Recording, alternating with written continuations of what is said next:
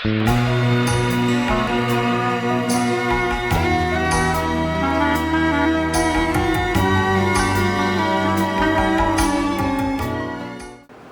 Aleichem, jumpa lagi dengan saya dalam channel YouTube Noahide Indonesia. Dewasa ini, banyak sekali kesalahpahaman yang terjadi, pandangan-pandangan orang terhadap Yudaisme dan Yahudi. Ada yang beranggapan bahwa Yudaisme adalah eksklusif hanya untuk Yahudi. Bangsa-bangsa tidak bisa ambil peranan di dalamnya. Ada juga yang beranggapan bahwa untuk berkenan kepada Tuhan Yang Maha Esa, harus menjadi Yahudi, tidak ada pilihan lain. Bahkan ada juga yang beranggapan bahwa bangsa-bangsa di luar bangsa Yahudi adalah bangsa kelas 2. Apakah semua itu benar? Rabbi Tovia yang adalah Direktur Outreach Judaism, beliau akan menjelaskan apa yang Torah katakan mengenai itu semua. Apa yang Torah inginkan bagi bangsa-bangsa. Apakah bangsa-bangsa memiliki bagian dalam Torah? Selamat menikmati. Shalom. Shalom Rabbi. Shalom. I'm Ronas with my Christian name is Michael. Shalom. You were said about the stock. I'm not here about discuss about capital market, about religious. I have two questions. First, here I read there are 7 universal laws. As far as I know, Moses said there are 10. Could you explain me about this between the 7 and the 10 law of Moses? And my second question is about there are some mainstream of Judaism, like Orthodox Judaism and then Conservative Judaism. Could you explain me about which Judaism Rabbi is? I'll answer your second question first, because that's easy.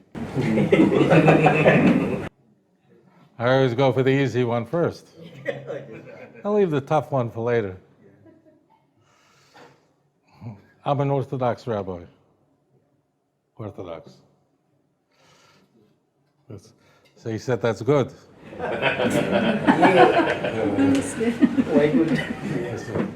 Then he asked the question about the Noahide Laws. There are 7 Noahide Laws. I'll explain. But there are also 10 commandments. How are they different? Now, the Noahide Laws are called 7, but really there are nearly 100 of such laws.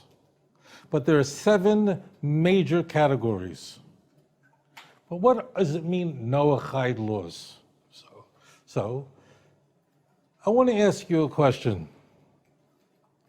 When God conveyed to Avram Avinu, of blessed memory, that Sodom is a very wicked place. It's going to be destroyed. And Avram Avinu asked God, but maybe there's some righteous people there. Avram Avinu wasn't more merciful than God. He was afraid that if the righteous will be killed, then people say, what kind of a God kills righteous people? But the question is, that event, Abraham of blessed memory lived 4,000 years ago. Right? 4,000 years ago. The Torah was given 3,300 years ago, approximately. Question is, what laws existed before the Torah was given? If the Torah was given 3,300 years ago, and the year, if you want to know, is 2,448 after creation. That's when the Torah was given. Abraham was born in the year 1948 after creation. It's really quite different. But what made, when the Torah says that Noah, he was a Navi, he was a righteous one. The Torah says, Ish Tzaddik, he was a righteous man, b'dairaisa, in his generation. Well, what made him righteous? The Torah is not going to be given for more than 1,000 years. Was he following the 10 commandments? What commandments was he keeping? In Genesis chapter 6, we are told that Hashem looked at the world And all but a few people are very wicked. Genesis 6 tells us many of the great sins that people were doing. They were raping women, stealing. The question is, but the Torah wasn't given yet. Is God punishing people for violating commandments that didn't exist yet? So the answer is that HaKadosh Baruch Hu gave Adam Harishon commandments already, and he conveyed them over to each generation following, and it was conveyed by Noah, who was also a prophet, and they all knew these commandments, and they were supposed to follow it. And these are the Noahide Laws. Now, so in the Torah it tells us, for example, that we can't eat like an animal eats. An animal goes is hungry, and there's one animal attacks another, and the animal isn't even dead yet, and it's eating it up alive. You've been to Komodo Islands? They have the largest lizard in the world there. These animals, these are reptiles, they're already eating the pig, or they're eating a deer while it's still alive. It's still dying. Torah says, I give you permission to eat meat. Now be careful. You can't eat from a living animal. Genesis chapter 9, verse 4. You have to be very careful if you own an animal. You can't cause it to suffer. We don't kill an animal anyway. First of all, we're not allowed to hunt. You can't kill an animal just because you want to kill it to die. Not allowed to do that. No hunting allowed, only for food. You can't hunt and just put up I don't know why these people are crazy, but they go hunt and kill a beautiful elephant and just kill it because they want to kill. It's crazy. Not allowed to do that. Only for eating or for its hide. You're not allowed to go around killing animals. And if we eat, we kill it only in a special way of shechita, in a way that does not cause the animal harm. And Torah says in Devarim, in Deuteronomy chapter 12, verse 21, you must slaughter the animal only in the way that I showed you, no other way. That's a mitzvah on the Jewish people. But you cannot, no person is allowed to cause an animal suffering. If you come home, you're hungry and your dog is hungry, guess who has to be fed first? The dog, not you. Person is not allowed to steal. That's one of the 7 Noahide laws. Can't take money. You go into the store and you pay them whatever 5 million rupiah, and the cashier gives you back too much change.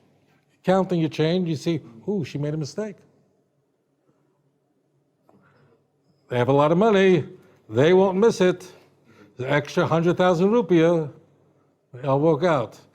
So a person will say, no, Hashem is watching. You say, excuse me? This is yours, not mine. You're a thief. You have employees, people who work for you. They wait to get paid on Friday or whatever day. And you decide, I'll just tell them the bank is closed and I forgot to go. It's forbidden. You're not allowed to do that. Not allowed to hold back the wages of your employees. Very serious, very grave sin. Not allowed to worship idols. No statues. Therefore, it's also forbidden, for example, you can't walk into a house of idols. If you're on one island here in Indonesia, and you see a big temple filled with idols, you're not allowed to say, oh, look what a beautiful statue they have.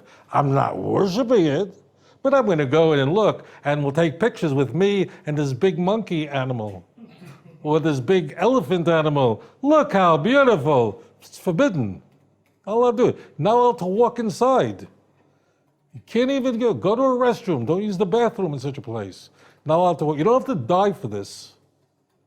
You not allowed to even say anything nice about it. Oh, look what a beautiful statue they have. Look how nice that statue is.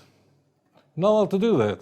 And if you say it or you think it in your head, it means you need a doctor. There's something wrong with you. If you look at a statue and go, oh, how nice. Look how beautiful. That means there's something wrong with you and you need to go to the doctor. Just like if, God forbid, you coughed up and blood came out, you would go to the doctor right away. That's a sign that spiritually you're not well. Not allowed to steal, not allowed to murder.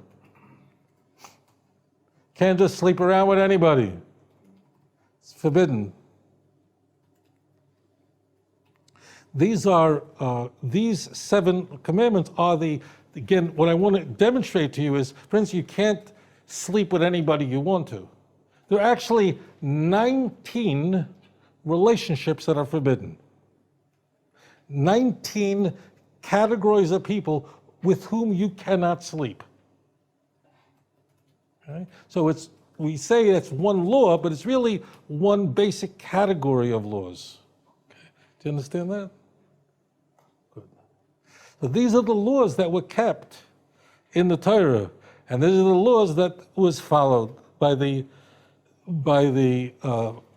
holy people, by those who are righteous, who are loyal to Hashem.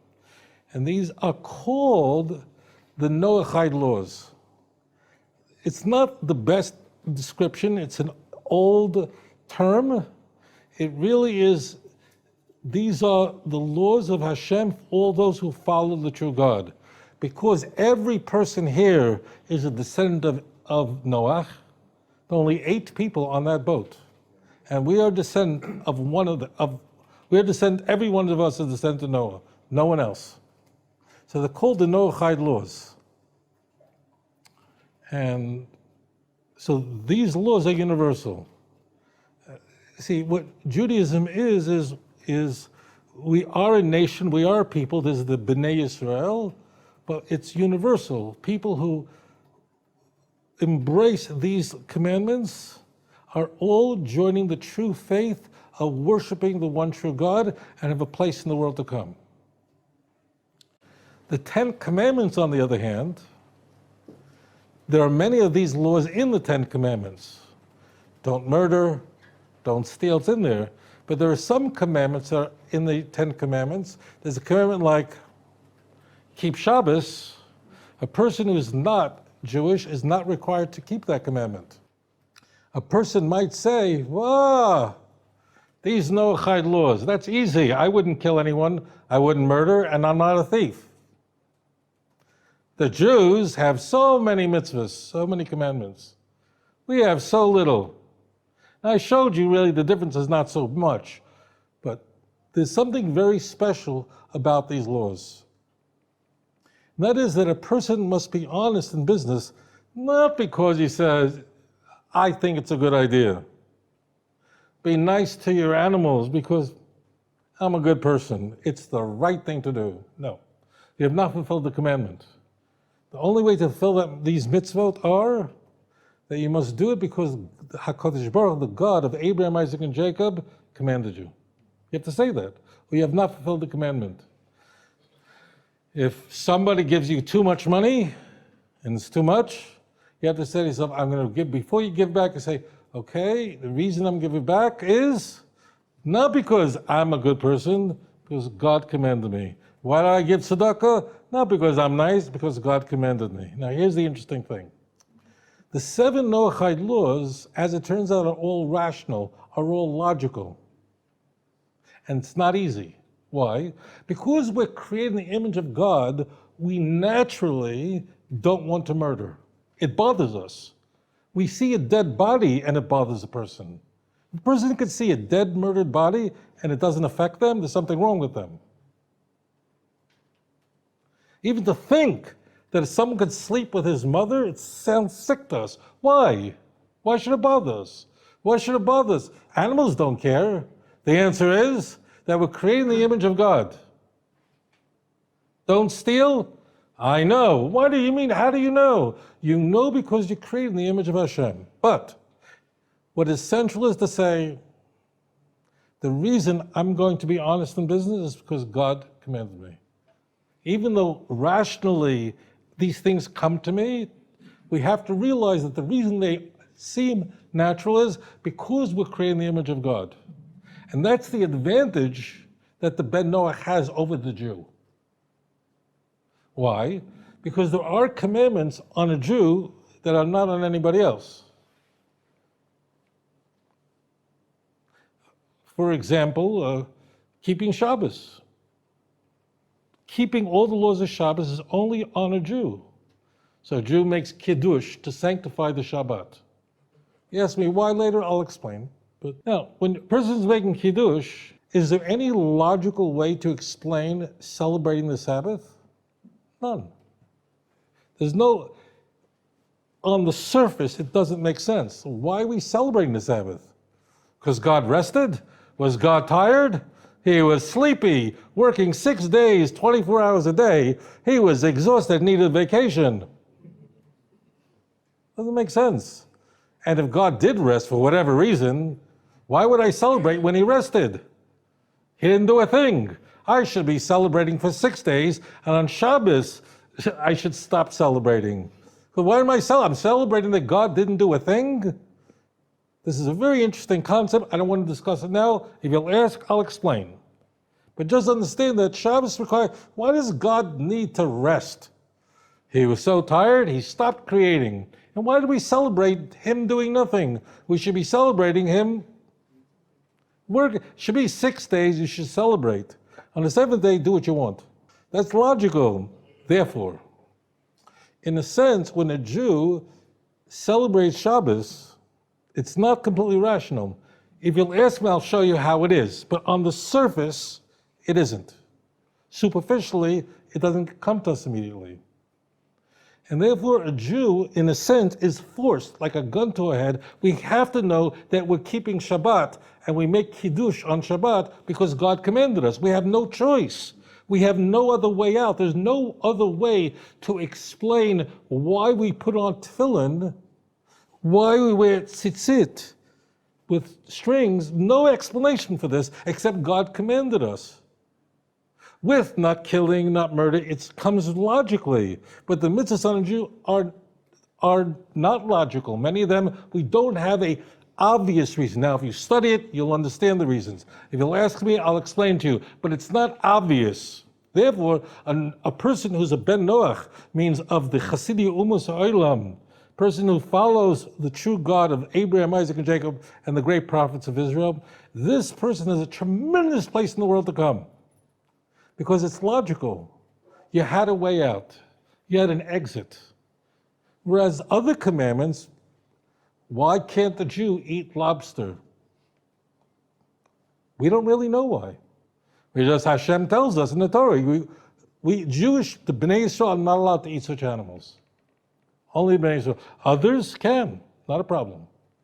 So therefore, because when I say I can't eat shellfish or shrimp, I can't explain why, only because God commanded me in Leviticus chapter 11. That's it. So that's why being a Ben Noach is not second-class citizen. Some people think a B'nai Noach is sort of Judaism junior, Judaism light. It's a second-class citizen, people. It's not true at all. Every person is created with B'Tselem Elokim in the image of Hashem. Hashem loves you very much. And the 7 Noahide Laws connect you to Hashem only if you say, I'm giving charity, not because I feel bad, she's hungry. No, because Hashem commanded me, that's why. Because it made sense, no, the Almighty commanded me.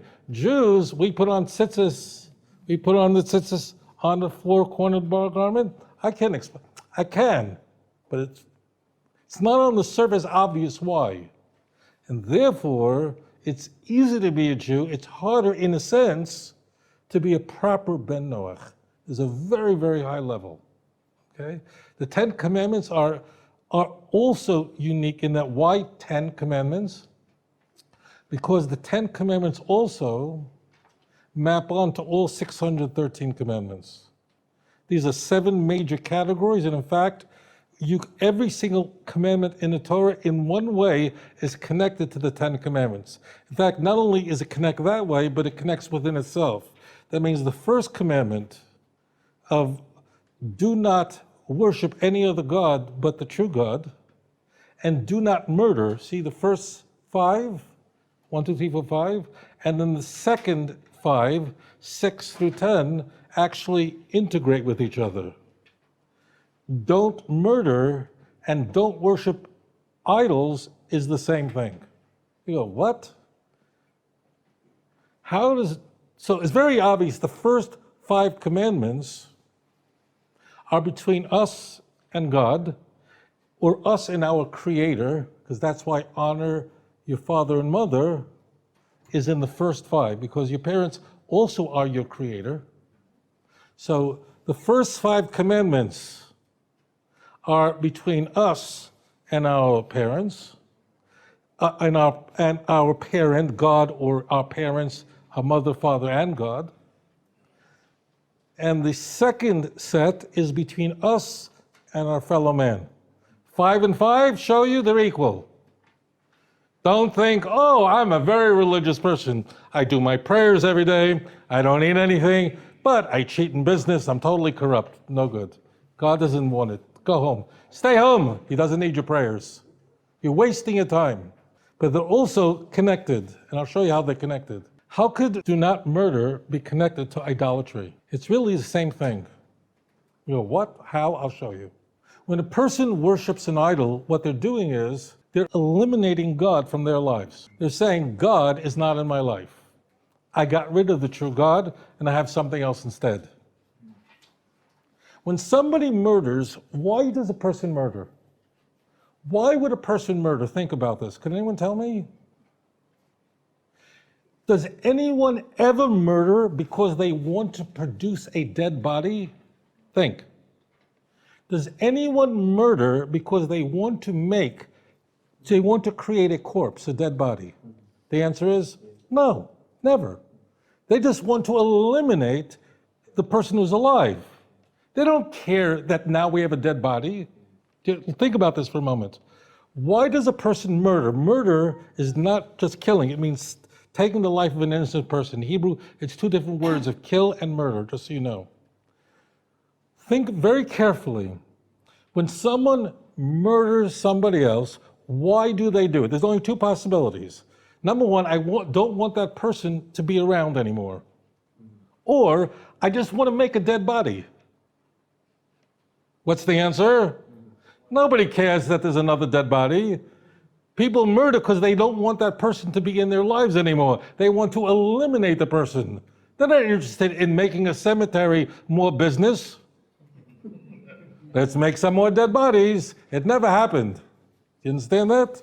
So murder is eliminating a person, eliminating somebody else. And that's what idolatry is. Idolatry is you're trying to eliminate me.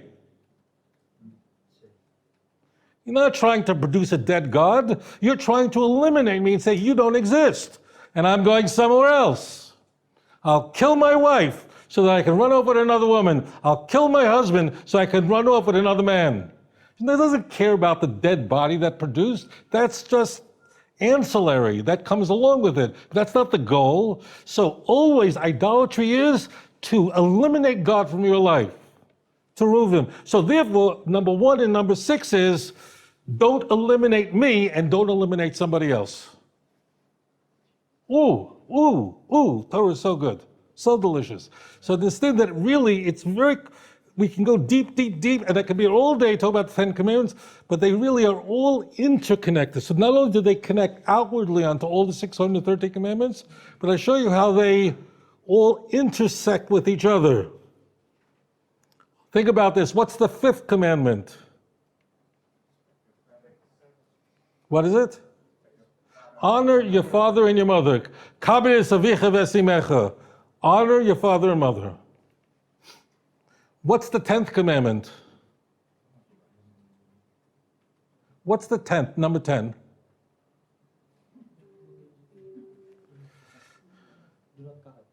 What?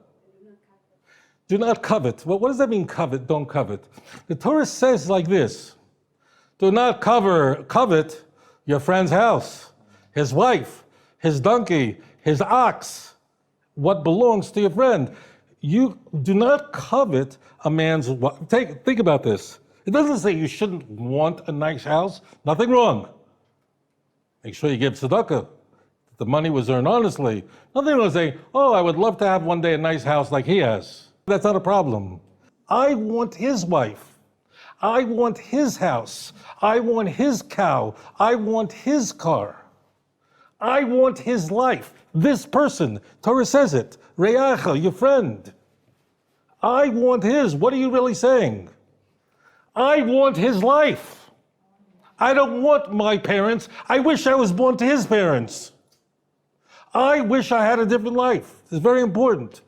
The prohibition of coveting doesn't mean that a person sees a nice car or a nice house and say, I wish I would have a nice house. I'm going to work harder. I wish I would have better food. I'm going to work harder because I see, look what the nice food is. That's not coveting. Coveting is, you're saying, read the Torah, Exodus 20. Torah says, don't look at your friend and say, I want his life. I want his wife, I want his car, I want his chamor, I want his donkey, I want his cow, I want his house, I want his everything. It means I want to be him. It means I don't want to be me, and I can't stand my family. I want a different family. Therefore, 5 and 10 are together. Means don't say, I don't want my life. Meaning, I don't want you, daddy and mommy. I hate you. And I wish his parents were my parents. Got it? Honor your father and mother, and don't try to have somebody else's life. So beautiful. Isn't Torah beautiful? Wow, so good. It's so good. Torah Hashem Tamimu. The Torah of God is perfect. Meshivas Nefesh. It restores the soul. Eidos Hashem Ne'emona, the testimony of God is trustworthy. Machkimas Pesi, it makes the foolish people wise. Study Torah. Oh, it's very good. And we thank you for that question. Excellent. אדון עולם אשר מלך בטרם כל יציר נברא לעת נעשה בחפצו כל אזי מלך שמו נקרא ואחרי ככלות הכל לבדו ימלוך נורא והוא היה והוא הווה